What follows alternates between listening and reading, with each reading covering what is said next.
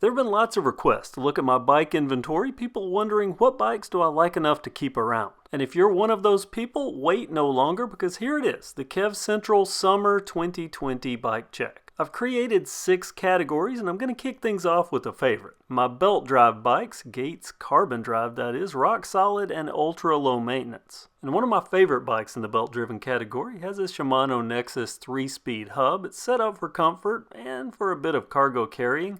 It's my Priority Classic Plus Gotham. Another priority bike, and my first priority, is my CONTINUUM ONYX. Now I used this for commuter duties for quite some time, and it served me trouble-free, generating its own power for the included headlights and tail lights, and it's my first CVT bike. Infinite gearing within its range and smooth and effortless shifting. Just move the shifter iconography to match the terrain and pedal with relative ease. If you want to see how these Gates belts age, this one has tons of miles on it in all weather conditions and it still looks practically new. Gates and Priority, can it get any better? Well, yes, it can. Because I also have the Priority 600, which is kind of like the CONTINUUM ONYX on steroids. The 600 is what they call an all-road bike. It has wider 47-seat tires and it's built more with adventure in mind.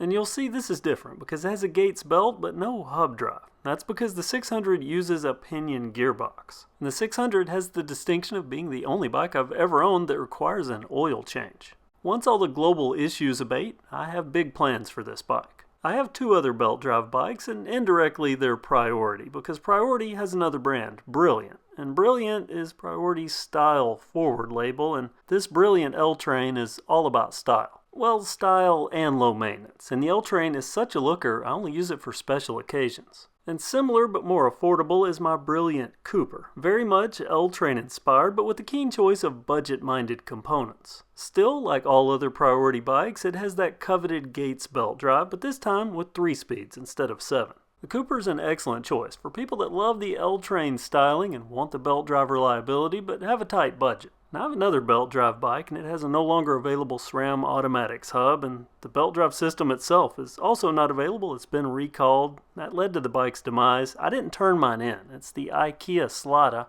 The SLAADA is now excess shelving space in my basement until I figure out what to do with it, and that goes for its trailer too. It's just where I dump stuff. Kinda sad, but what's not sad is the next category, Made in the USA bikes. These are kind of rare these days, but there's a company in Michigan called Detroit Bikes that pairs mountain bike caliber components with US-made chromoly tubing to create this, the CORTELLO. This is a work of art and a joy to ride, and one of my most coveted bikes. Then there's my 2006 Cannondale Rush 3000 in raw. Handmade in the USA, flag and all. Notable for its smooth welds and that lefty fork, but it's more of a collectible curiosity as I don't ride it much since the parts for this fork are kind of hard to get. And this bike is proof that thought out designs can age well, as this is one of the most forgiving rides that I own. And definitely the most attention grabbing when on the local trails. And though this lefty is in my Made in the USA category, it also fits in the next, which is mountain bikes. And I'll kick mountain bikes off with a look at a bike that I don't give much attention, but is actually one of my favorite bikes to ride on the trail, and that's the MONGOOSE SALVO Pro. Some have critiqued its suspension configuration and its 2x is out of date, but I found this to work out well and it's super fun to ride. And when I released my initial review video on this bike, I saw multiple comments from people saying that I have the fork on backwards. No, this is actually made that way. And I acquired this bike for the purposes of making a comparison video, but it went out of stock before I got around to that, so comment below if you would like to see a comparison between this and the next bike, which is the MONGOOSE XR Pro. The XR is a staple of this channel in Project X form because it was my first project bike.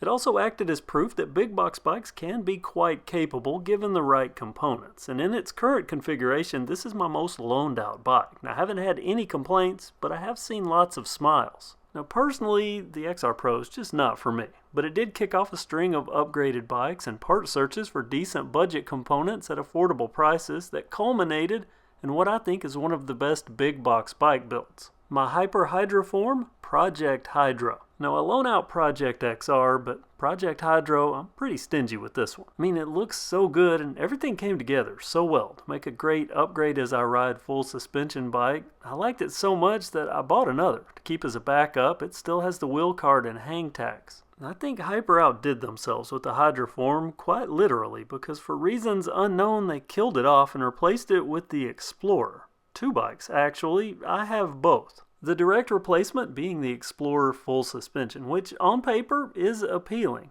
but they cheaped out in all the wrong places, making this, in my opinion, definitely not a replacement for the HYDROFORM. What about my other Explorer, the HT, the hardtail? Well, it's got the color and most of the look, and I'll admit this isn't that bad out of the box. It's a surprisingly good ride, but it's not the value that the HYDROFORM was, and it's not full suspension.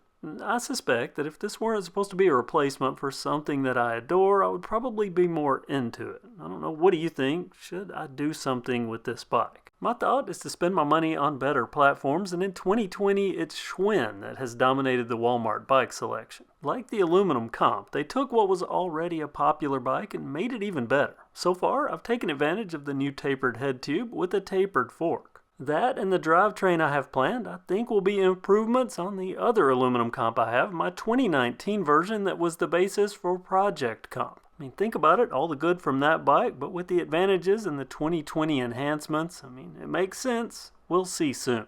And Schwinn got busy updating the TAFF as well. Now, the Hunchback design isn't for me, but I have plans for this that aren't project related. But that new ProRush setup that's equipped on it, the 8-speed, not only got my attention, but it may soon be available as its own standalone product. So for those that can tolerate the hump, that's fine. But if you're like me and you want something more classic mountain bike styling, take a look at the new Boundary. Of all the new 2020 Schwinns, this is my favorite. Like the aluminum comp and the TAFF, it has a tapered head tube and a 1x. Like the TAFF, it's ProRush, but this one's a 7-speed. Now remember, these ProRushes, they have a clutch. And you get features like that on bikes with the prices like these, and there's the potential to quickly reestablish a name. And if all that's not enough, Schwinn also introduced the AXUM, a bike that I've loved right out of the box, and I let others beat up. It's loaned out right now. And I've been free and loose with it, partially because I have the other AXUM, the DP, the dropper post model. That bike has quickly spoiled me and is redefining what I think when I think of a big box bike, both in features and price. But in a way, the roots for this were established about 1.5 years ago when I bought the Hyper Carbon X, a carbon fiber mountain bike for under $400.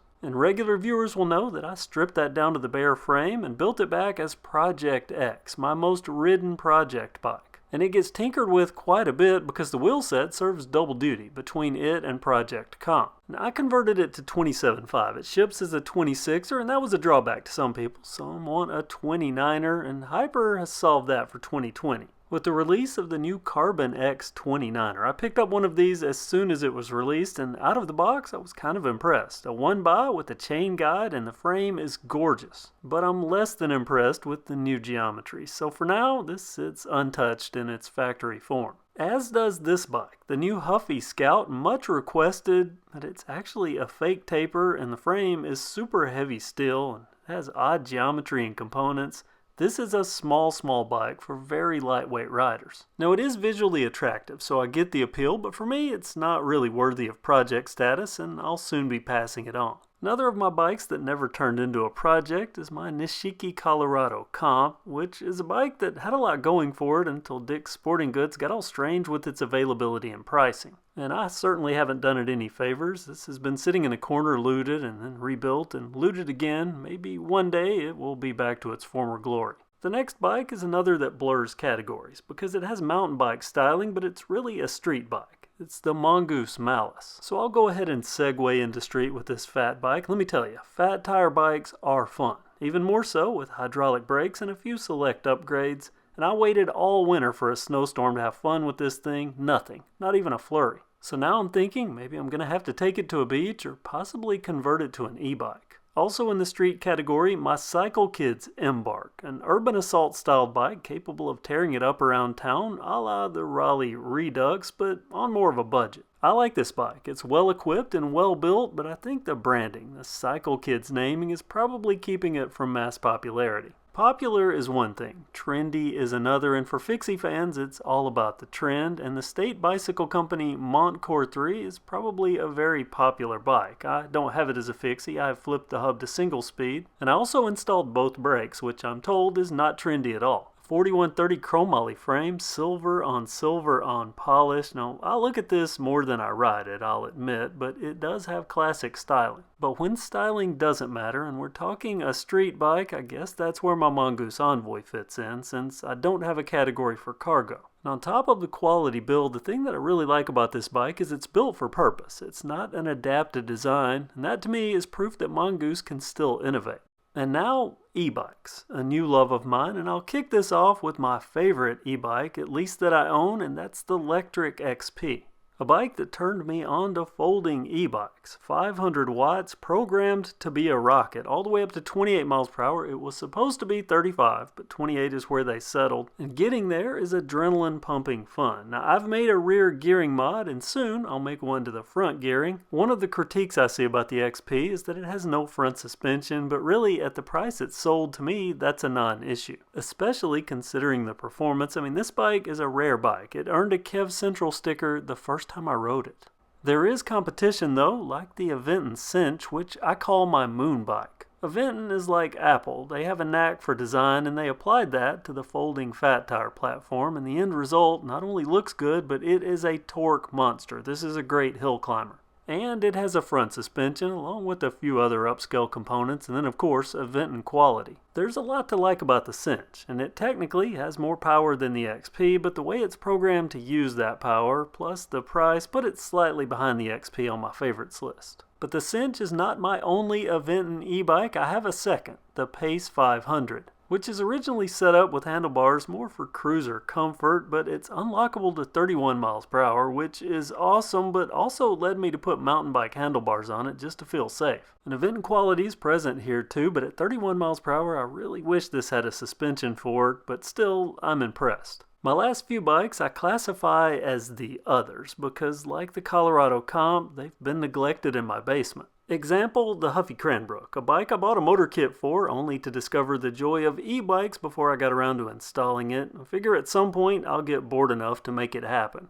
Till then, the poor little CRANBROOK just sits there in its corner. And it's arguably worse what I've done with the CUTBACK. It's been hanging on a bike rack sandwiched between tubes, tires, and Christmas decorations. It's been here so long that there's a Sears bag hanging from its handlebar. I mean, that says something. And the last bike, and the last one of the others, is the Kent BAYSIDE that I picked up from Walmart for around $30. I had plans and all the parts to convert this into what I call a bazooka bike, but then I read some YouTube rules that made me second guess doing that on KevCentral. Maybe I can do that on Kev Reviews, or maybe it was a special for patrons only. We'll see. And there you have it, my current bikes going into summer 2020. What do you think? Were the ones I kept the ones you expected? Are there others you're shocked to see gone? Comment below and let me hear your thoughts. I love reading through the comments, and I try to read each and every one. Regular viewers know this. If you're new here, now you do too. I hope you subscribe and you hit that notification bell so that you'll be in the loop along with everyone else. And I hope you check out my other channel, Kev Reviews, linked down in the description and possibly on your screen.